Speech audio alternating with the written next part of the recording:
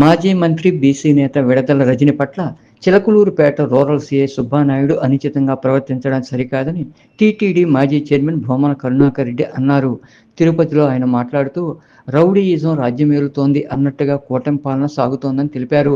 వైకాపా అన్నింటికీ సిద్ధమని, ఎన్ని అడ్డంకులు వచ్చినా ప్రజల పక్షాన పోరాడుతామని భూమన కరుణాకర్ రెడ్డి వివరించారు. మాజీ మంత్రి శ్రీమతి విడుదల రజనీ గారి మీద సిఈ సుబ్బారాయుడు గారు ప్రవర్తించినటువంటి తీరు చాలా అమానుషంగా ఉన్నది. ఇంత అమానవీయంగా ఓ పోలీసు అధికారి ప్రవర్తించటం వలన మహిళా లోకమంతా కూడా సిగ్గుతో తలదించుకునే రీతిలో ఆయన చేష్ట అందరినీ కూడా కలత చెందింపజేసింది. ఒక శాసనసభ్యురాలిగా, మంత్రిగా, మొత్తం ఆంధ్ర రాష్ట్రానికంతా కూడా సుపరిచితమైనటువంటి ఆవిడ మీద ఓ పోలీసు అధికారి అయ్యి ఉండి చట్ట వ్యతిరేకంగా ఆవిడ సిఐ గారు ఏంటిది అని కనీసం అంటే ఓ 30-40 సార్లు అడుగుతూ ఉంటే ఆవిడకు సమాధానం కూడా చెప్పకుండా ఆయన ప్రవర్తన తెలుగుదేశం పార్టీ అధికార గర్వంతో ఏమైనా మేము చెప్పినా చేసినా జరుగుతుంది అని పై స్థాయిలో ఉన్నటువంటి రాజకీయ నాయకుల ఒత్తిడితో సుబ్బారాయుడు గారు ఈ రకంగా ప్రవర్తించడాన్ని మొత్తం అందరూ కూడా తీవ్రంగా ఖండిస్తున్నారు.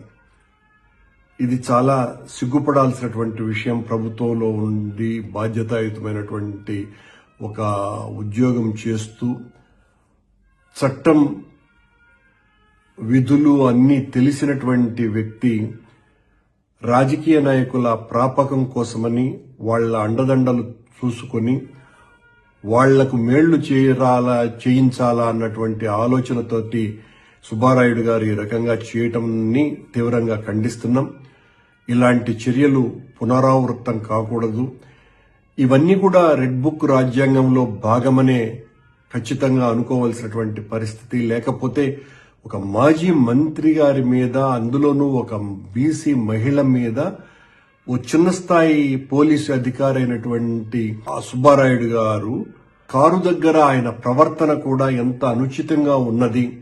అది ఒక పోలీసు అధికారి లాగా కాకుండా ఏదో ఒక రౌడీ ప్రవర్తించినట్టుగా వ్యవహరించినట్టుగా ఉన్నదే తప్ప పోలీసు అధికారి బిహేవ్ చేసినట్టుగా లేకపోవటము, ఇవన్నీ కూడా దేనికి సంకేతాలు? తెలుగుదేశం కూటమి ప్రభుత్వం చేస్తున్నటువంటి గత 11 నెలలుగా వైఎస్ఆర్ కాంగ్రెస్ పార్టీ నాయకుల మీద, కార్యకర్తల మీద ఈ రకమైనటువంటి కేసులు బనాయించి వాళ్ల పట్ల అనుచితంగా ప్రవర్తించి భయోందోళనలు సృష్టించి ఒక భయానక వాతావరణాన్ని వైఎస్ఆర్ కాంగ్రెస్ పార్టీ కార్యకర్తలు, నాయకులు అందరిలోకి తీసుకురావాలన్నటువంటి తలంపుతోటి వాళ్ళు చేస్తున్నటువంటి కార్యక్రమాలు అన్నీ ఇన్నిగవు. మొన్న కల్పన అన్నటువంటి ఓ దళిత ఎంపీటీసీ మహిళ మీద అర్ధరాత్రి 3 గంటలకు పోయి అరెస్టు చేయటము గుంటూరు జిల్లాలోనే.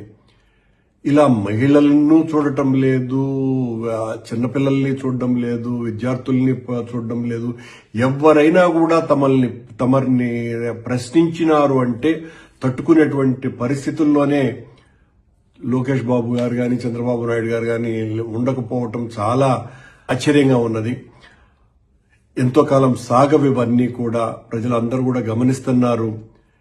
ఇది కేవలం వైఎస్ఆర్ కాంగ్రెస్ పార్టీ శ్రేణుల్లోనే వ్యతిరేకత కాదు.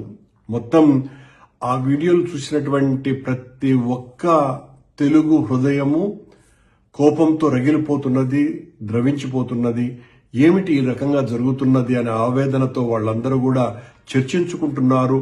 ఈ రకమైనటువంటి కార్యక్రమాలు చేష్టల వలన కూటమి ప్రభుత్వానికే నష్టం తప్ప మాకొచ్చేటువంటి నష్టం ఏమీ లేదు. ఇలాంటివన్నీ కూడా తట్టుకొని నిలబడే మేము పార్టీని నడపాలా అని నిశ్చయించుకున్నాం. మీ అగత్యాలని, అఘాయిత్యాలని, ప్రజా వ్యతిరేక చర్యల్ని నిరంతరం వ్యతిరేకిస్తూ పోరాటం చేస్తూ ఉద్యమాలు